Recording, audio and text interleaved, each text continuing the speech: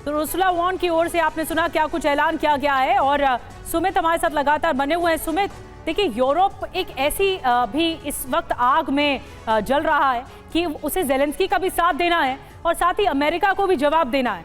और ये जवाब रूस को भी जाना चाहिए क्योंकि एक तीर से कई निशाने साधने की कोशिश यूरोप इस वक्त कर रहा है।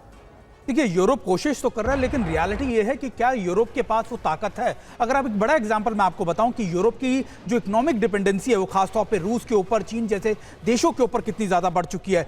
अभी आपको याद है डोनाल्ड ट्रंप ने भी बात की कि जितनी आर्थिक मदद, जितनी सैन्य मदद यूरोप ने यूक्रेन की उससे ज़्यादा का एनर्जी, उससे ज़्यादा का तेल उन्होंने रूस से खरीद लिया। तो इनडायरेक्टली रूस को भी सपोर्ट कर रहा है यूरोप। और अभी अगर आप देखें कि लगातार ना सिर्फ ऐसा सिर्फ एनर्जी सेक्टर में बल्कि मैन्युफैक्चरिंग सेक्टर में भी 98% से ज़्यादा चीन से सोलर एनर्जी के इक्विपमेंट या साजो सामान यूरोप के देश खरीदते हैं। तो आप देखिए कि अगर फ्रांस, ब्रिटेन, जर्मनी जैसे एक दो देशों को छोड़ दिया जाए तो बाकी के देशों की डिपेंडेंसी पूरी तरीके से या तो रूस पर नजर आएगी या चीन पर नजर आ जाएगी। तो ऐसे में सेल्फ सफिशिएंसी या फिर आप कह सकते हैं कि डिपेंडेंसी यूरोप के बाकी देशों की बिल्कुल नहीं है।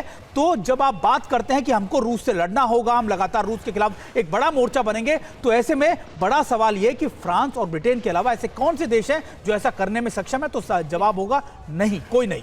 बिल्कुल। और ये देखना होगा कि जो बड़े मुल्क हैं या चीन जैसे बड़े मुल्क हैं जो लगातार व्यापार करते हैं, उनका फैसला आगे क्या होता है। एक बड़ी खबर और है, फ्रांस रूस के बीच चरम पर तनाव पहुंच चुका है।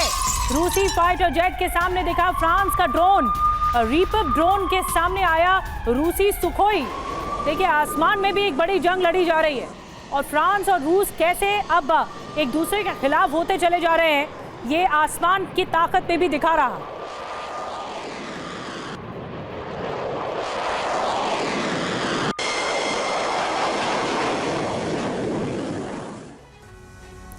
तो एक तरफ तो आसमान, दूसरी तरफ समंदर में जंगी सीन बन गया, फ्रांस वर्सेस रूस। आइए आपको कुछ डिटेल में जानकारी देते हैं।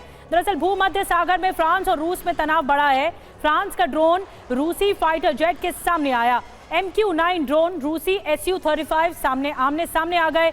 रीपर ड्रोन के पास से 3 बार गुजरा Su-35। घटना के बाद पेरिस और मॉस्को में अलर्ट जारी कर दिया गया है।